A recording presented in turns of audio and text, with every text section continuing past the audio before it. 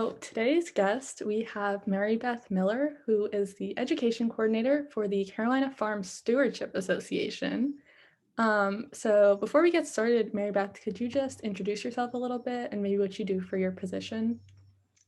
Yeah, thank you all for having me and thank you for being here this afternoon.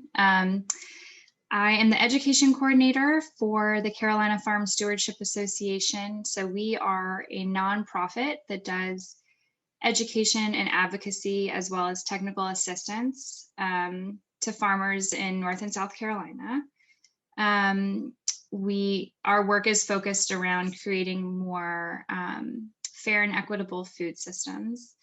And my specific role is I'm really the events coordinator. So we have 3 major events that we do every year.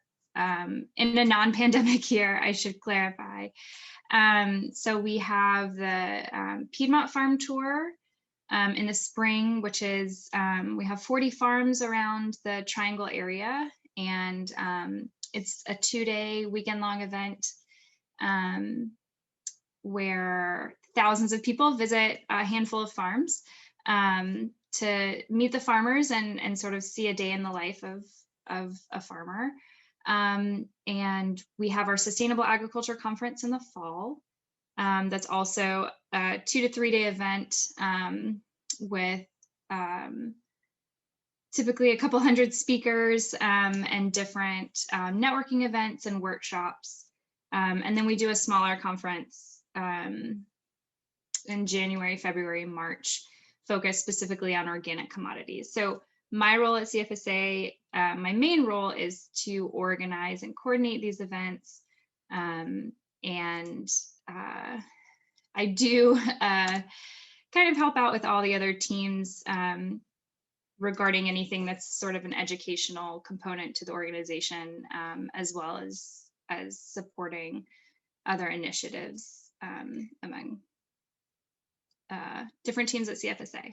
So, yeah. Perfect. Thank you so much. I guess heading into the first question, could you just explain a little bit how you got to your current position and what your journey in the field of sustainability has looked like?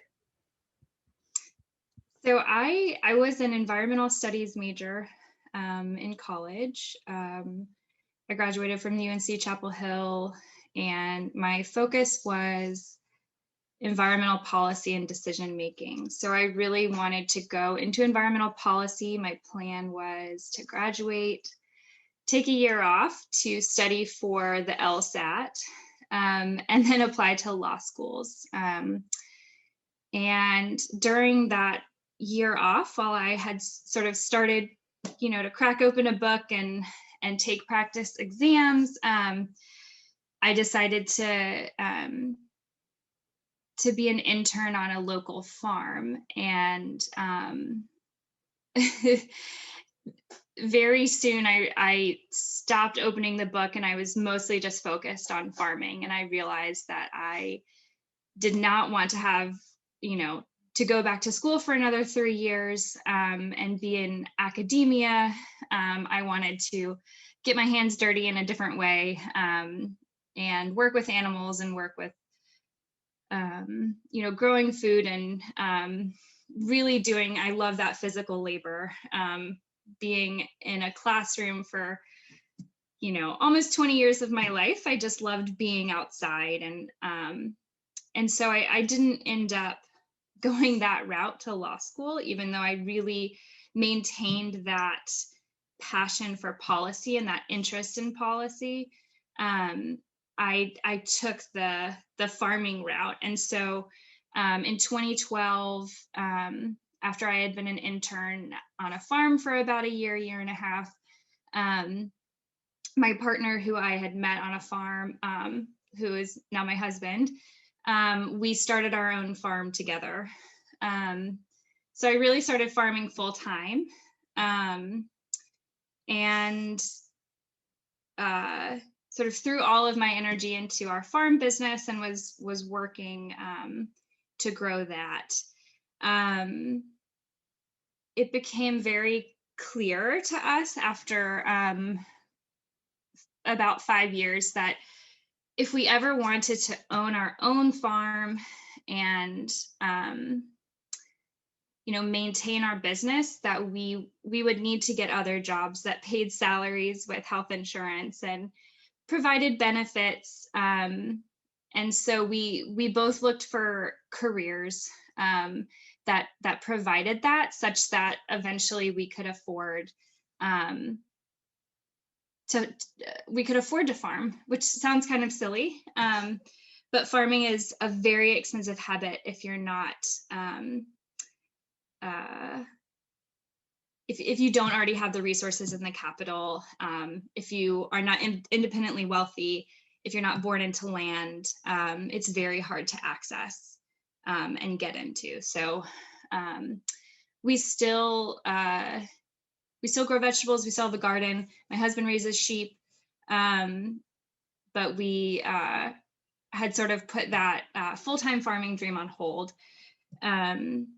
So we were living outside of Charlotte in 2017, and I had been looking for jobs in the agricultural sector, and a job opened up at Carolina Farm Stewards Association to be the Lomax farm manager, which our organization manages a certified organic incubator farm outside of Charlotte in Concord, North Carolina. And so I applied and was hired as the farm coordinator. So that's how I got into this role at CFSA. I started off managing our organic farm.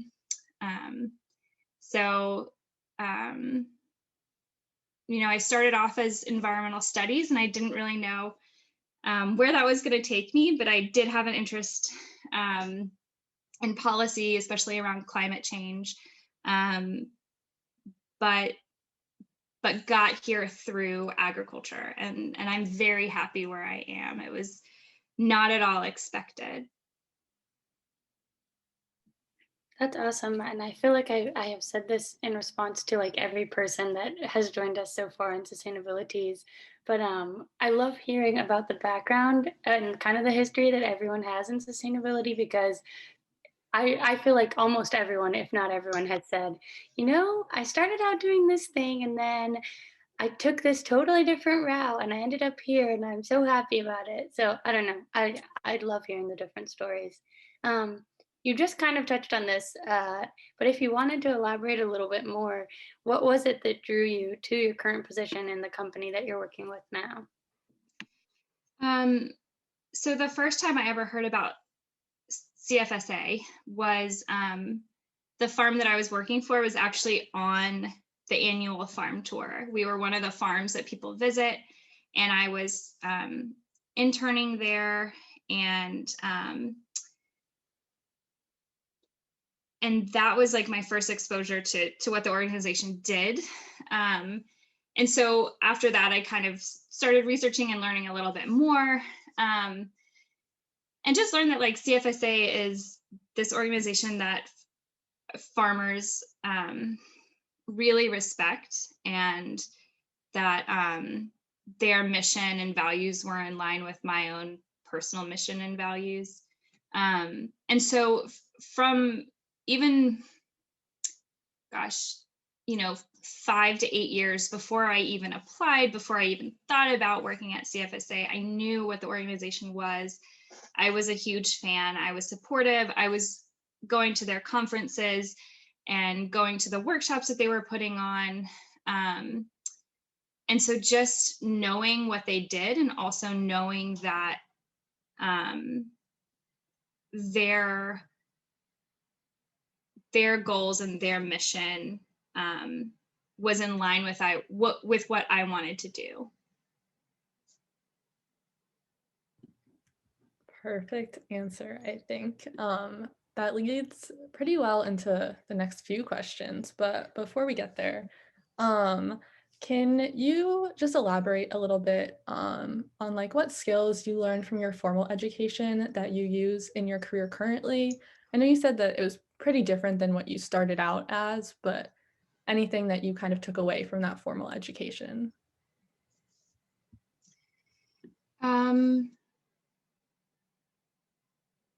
I would say just knowing, learning about myself in terms of my work ethic and how I work in a group, how I work under pressure, how I work in a team,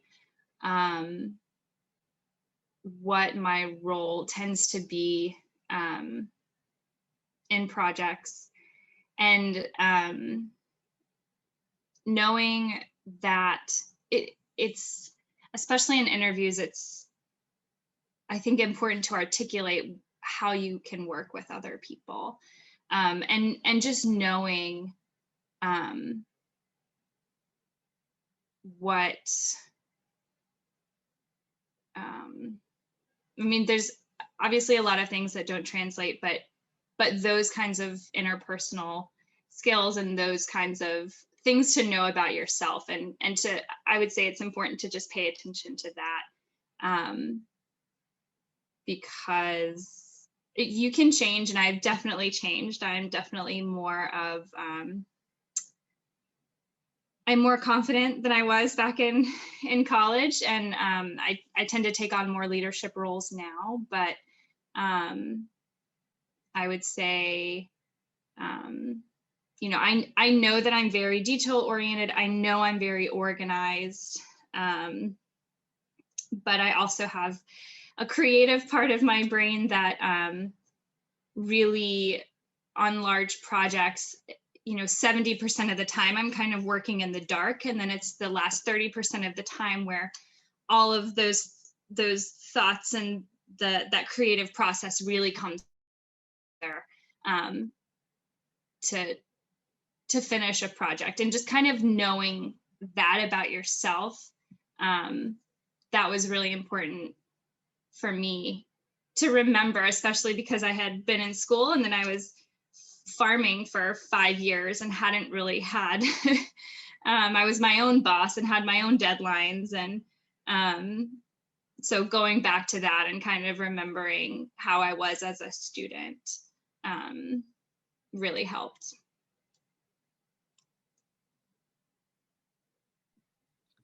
I like that answer. I just think it's cool how you like, yeah, I don't know. I like it. I just think it's really cool how you have turned to this really hands-on like aspect of your interest, and how you transitioned what you've learned in school and like use that to your benefit.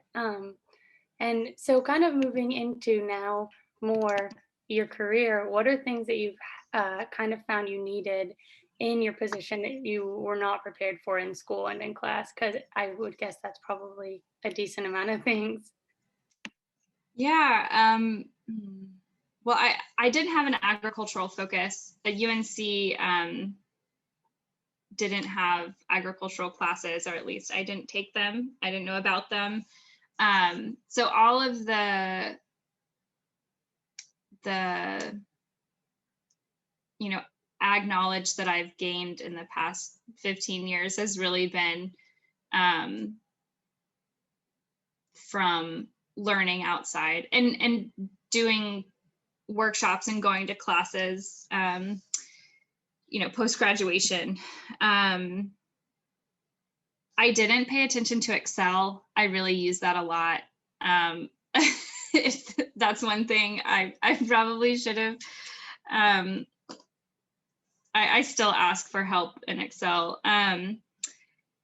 But and social media, I mean, it wasn't really like a big thing, but you know, and obviously I think that's just one of those things that, like, no matter how much you learn while you're in school, there's always going to be something that comes up after you graduate that you're going to have to learn and learn on the job. And so we're all learning how to use social media, and it's changing every day, but yeah, just be ready for all of those things that will come after you graduate that you'll definitely need to learn, that are useful. You make such a good point with that. Like we try so hard when we're in college to prepare for every possible like career path or opportunity or whatever. But like inevitably there's something that you don't know. We can't know everything and not everything exists yet. So it's very comforting to know like as prepared as you think you are, nobody really is. True. But reflecting, I guess, on your career and what you know, what you didn't know, what is maybe one piece or a few pieces of advice you wish someone had told you? Hmm.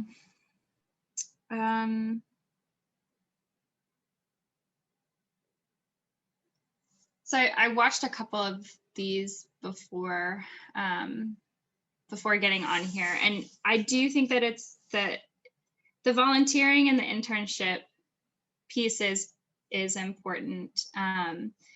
Just to, get your feet wet and see what you're interested in, to network and get yourself out there. At the same time, it is very important that you do not undervalue yourself and you do not undervalue your labor. Unpaid internships can give you a lot of experience, but that doesn't pay your bills. That does not give you health care. It doesn't, and those are all things that are important. So, and especially as a woman, do not undervalue yourself. And even just as a college graduate, you are going to be young and green and inexperienced, but that doesn't mean that your time and your labor is any less valuable, and that you should settle for getting paid insufficient wages just because you want the experience. If someone's not willing to pay you enough, you should ask why, and question, why is this organization or this company or this business not paying me what I'm worth? So figure out what you're worth and then have the confidence to follow through and make sure that you're valued. And I still deal with that and struggle with that, and I'm learning. So that I think is a lifelong lesson. Yeah, I think another thing is that there's just no like clear career path to I could have gone and done a dozen other jobs, and people with a dozen other different experiences and backgrounds could have also been qualified for this job. So I think it's easy to kind of, look at someone on LinkedIn and see, oh, I really love their job and I love that job, and then see what their experience has been and be like, oh, well, I didn't graduate with that degree and I don't have that internship experience. And but all of, there really is not one clear career path. And I think I focused a lot on that in college. I was undecided until literally the last day that I could be undecided. But my brother had said, he said, don't focus on what you want to do after you graduate. He said, look at all of the classes that are available, find the classes that you're most interested in taking and take those, and whichever ones that is, that's the major that you should go with.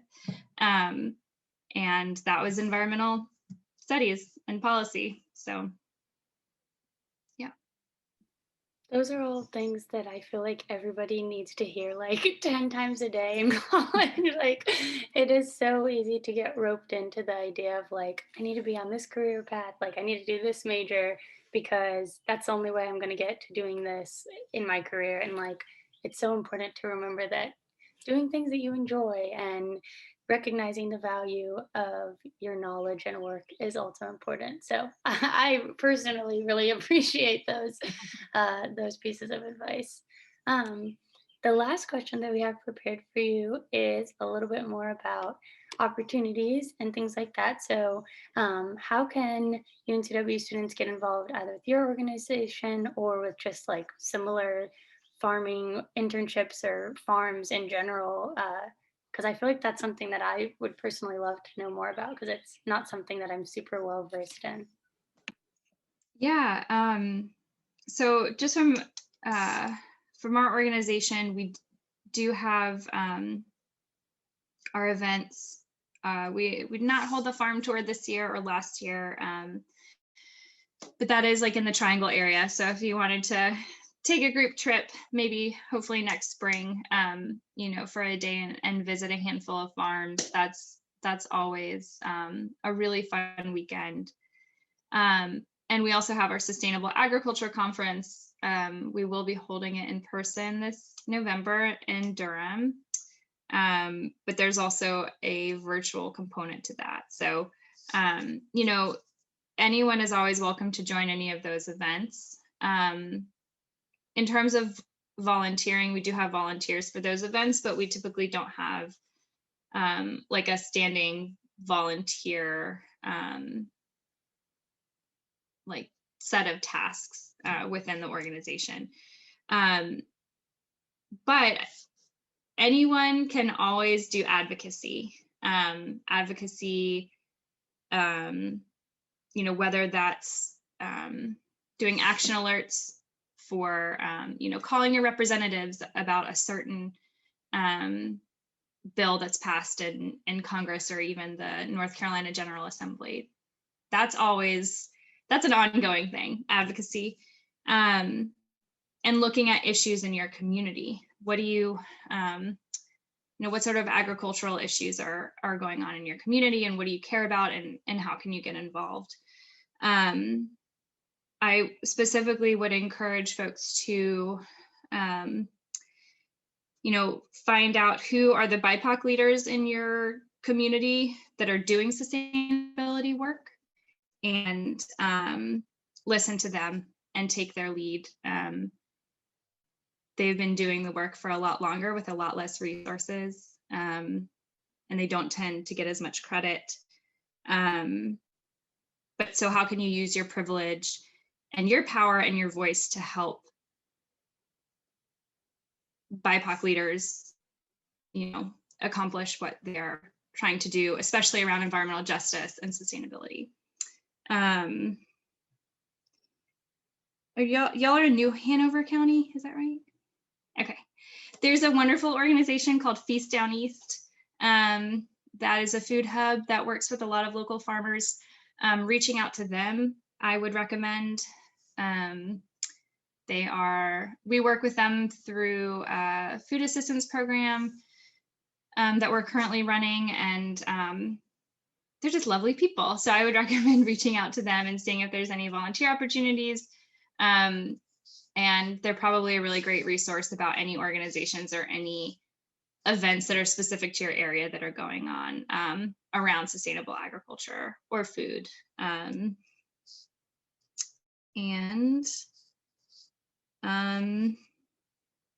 Yeah, I think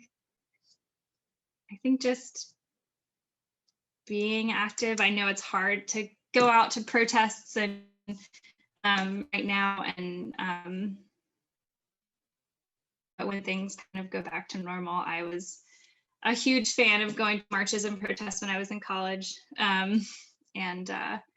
so that's always a way to find some solidarity and use your voice in a way that's not behind a computer screen. So. Do y'all have an email list or a way that people could sign up to hear about your events? Yeah, I think on our website, you could probably type in your email, and but I can get with you after this and make sure I send the correct link to you for sure. That would be awesome. Yeah, any opportunities you ever have or events that you ever want us to push out, we would absolutely love to do that.